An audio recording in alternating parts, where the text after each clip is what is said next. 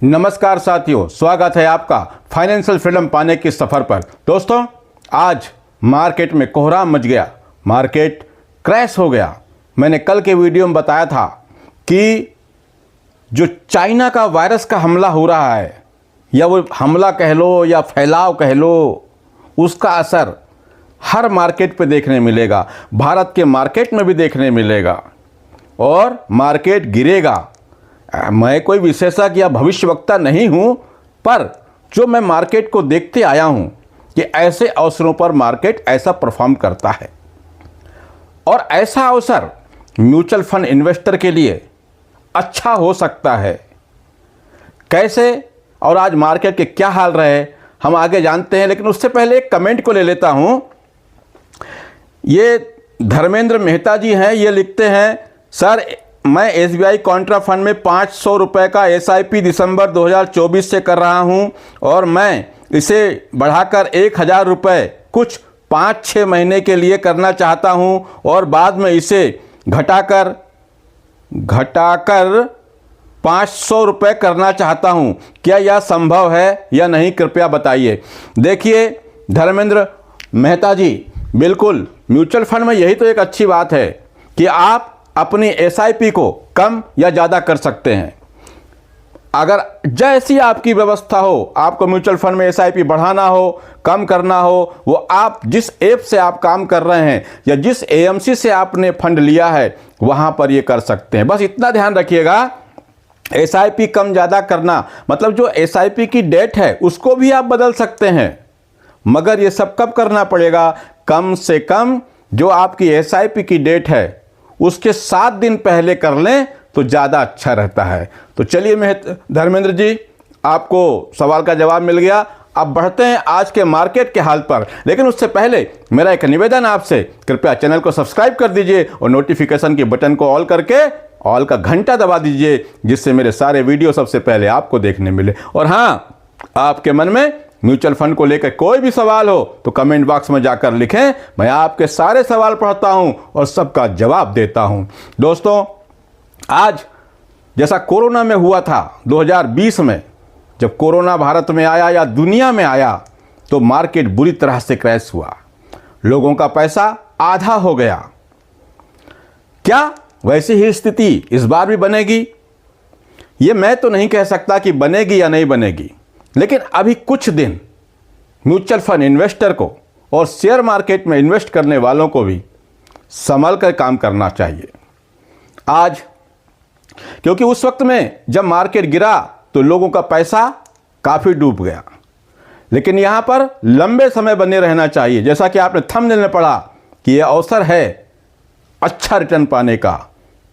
क्यों? क्योंकि जब मार्केट गिरता है तो यूनिट की कीमत सस्ती होती है, म्यूचुअल फंड का जो NAV है वो कम होता है। आज पहले मार्केट को देख लें, कितनी बुरी तरह से मार्केट गिरा, फॉल हुआ। एक तो मार्केट पहले ही कई दिनों से नीचे ही नीचे चल रहा है, फिर बीच में थोड़ा सा चला था, फिर गिर गया। आज लगभग वो पुराने स्थान पर फिर आ गया। देखिए आज हम ये देखिए 6 जनवरी 2025 को मार्केट क्रैश, इस पे चर्चा करने वाले हैं, जानेंगे मार्केट का पूरा हाल। तो सबसे मैं पहले बात करता हूं निफ्टी 50 इंडेक्स इंडेक्स की। निफ्टी 50 इंडेक्स आज जब ये पिछले दिनों बंद हुआ था शुक्रवार को, तो 24,004 पर बंद हुआ था, और आज जब सुबह ये ओपन होता है 9:15 पर, तो ये ओपन हुआ 24,045 पर, और फिर मार्केट ऊपर नीचे होता रहा और इसने हाई लगाया, डे हाई था इसका आज 24,089, और उसके बाद लो लगाया इसने 23,551 का। 23,551 का लो लगाने के बाद थोड़ा सा ऊपर जाके 23,616 पर बंद हुआ। निफ्टी 50 में 388 लगभग 400 पॉइंट की गिरावट देखी गई, और कोई परसेंटेज में देखें तो -1.61%, लगभग 1.5% से ज़्यादा गिरा निफ्टी 50 मेन इंडेक्स। वहीं मैं दूसरा BSE सेंसेक्स इंडेक्स, इसकी बात करूं तो ये प्रीवियस क्लोज जो इसका था 79,223 और आज सुबह ये ओपन होता है 79,281 पर और हाई लगाता है 79,532 का और 79,532 का हाई लगाने के बाद आज इसने लो लगाया। डे लो था इसका 77,781 और ये सब हुलचुल करने के बाद मार्केट क्लोज होता है 77,964 पर। और यहां पर भी आप देख रहे हैं कि आज इस मार्केट में सेंसेक्स में 1,258 पॉइंट की गिरावट देखने को मिली और वहीं प्रतिशत में देखें तो 1.58 प्रतिशत की गिरावट BSE सेंसेक्स इंडेक्स में देखने को मिली। और एक तीसरा मेन इंडेक्स निफ्टी बैंक, इसको देखें, इसका प्रीवियस क्लोज था 50,988 और ये आज ओपन होता है 50,990 पर और इसने हाई लगाया 51,026 का और उछल कूद करते करते ये इसने लो लगाया 49,751 का और उछल कूद के बाद थक हार कर ये बंद हो गया 49,922 पर और यहां पर भी 1,066 पॉइंट की गिरावट देखने को मिली। प्रतिशत में देखें तो 2% से ऊपर का फॉल निफ्टी बैंक इंडेक्स में देखने को मिला। वहीं हम स्मॉल कैप की बात करें, स्मॉल कैप ये प्रीवियस क्लोज था इसका 17,973 का और आज ये ओपन हुआ 18,031 पर और हाई लगाया इसने 18,046 का और लो लगाया 17,418 का और दिन भर की इस उछल कूद के बाद थक हार करके हमारा Nifty small cap 250 index fund बंद होता है 17,455 पर। यहां पर भी 517 पॉइंट की गिरावट देखने को मिली। देख लीजिए प्रतिशत में देखेंगे आप तो 2.87% 87% की गिरावट निफ्टी स्मॉल कैप में देखने को मिली। वहीं मैं मिड कैप 100 की बात करूं तो मिड कैप 100 आज प्रीवियस इसका जो क्लोज था 57,931 पर था और आज ये सुबह ओपन होता है 58,096 पर और आज डे हाई लगाता है 58,117 पर और लो लगाया इसने 56,187 का और फिर दिन भर की मटर गश्ती उछल कूद के बाद थक हार कर ये भी बंद हो जाता है 56,366 पर। यहाँ पर भी 1,564 पॉइंट की गिरावट देखने को मिलती है मिड कैप 100 इंडेक्स पर। यहाँ पर भी आप देखें 2.69% की गिरावट देखने को मिली। ये कुछ मेन इंडेक्स को मैं आपके सामने रख रहा हूं, पर क्या हमको इस मार्केट की गिरावट से डरना चाहिए? तो मुझे अभी भी लगता है कि डरना नहीं चाहिए, डरना मना है, लेकिन हाँ सावधान हो जाना चाहिए और अपने पैसे को थोड़ा थोड़ा इन्वेस्ट करना चाहिए। अब इन्वेस्ट करना है या नहीं करना है ये निर्णय आपका होगा, क्योंकि मैं किसी को भी कहीं कुछ खरीदने और बेचने की सलाह नहीं देता, बल्कि जब मैं आपके सवालों के जवाब भी देता हूं तो वो मेरी सिर्फ राय या मेरी पसंद होते हैं, निर्णय आपको लेना पड़ता है।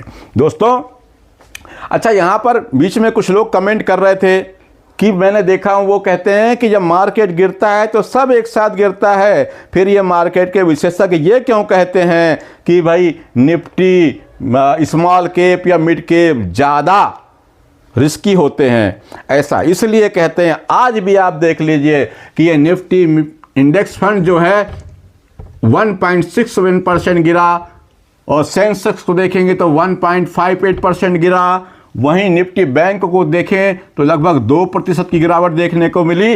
लेकिन स्मॉल कैप, जी हाँ, स्मॉल कैप 250 को आप देखिए लगभग 3% की गिरावट देखने को मिली और मिड कैप 100 यहां पर भी 3% से थोड़ा ही कम की गिरावट देखने को मिली।